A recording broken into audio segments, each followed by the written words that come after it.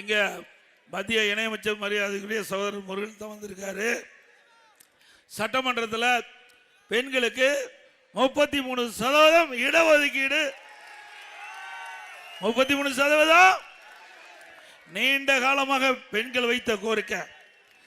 இன்றைக்கு அவளுக்குன்னு தனி பிரதித்துவம் வேண்டும் என்று இதையெல்லாம் அறிந்துதான் இதே புரட்சி தலைவி அம்மா அவர்கள் இருக்கின்ற பொழுது இன்றைக்கு உள்ளாட்சியில் 33% 50% உயர்த்தணும்.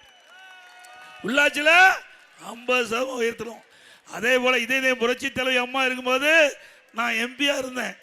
அப்ப அம்மா 98ல் நம்முடைய நாடாளுமன்றத்திலும் சட்டமன்றத்திலையும் 33% பெண்களுக்கு இடஒதுக்கீடு வேண்டும் என்று அப்பொழுது இருந்த நம்முடைய அண்ணன் தம்பித்துறை அவர்கள் சட்டத்துறை அமைச்சராக இருந்தார். அப்போ மறைந்த வாஜ்பாய் அவர்கள் பிரதமர் இருந்தார். அந்த காலகட்டத்தில் நாடாளுமன்றத்தில் இந்த மசோதா கொண்டாந்தாங்க.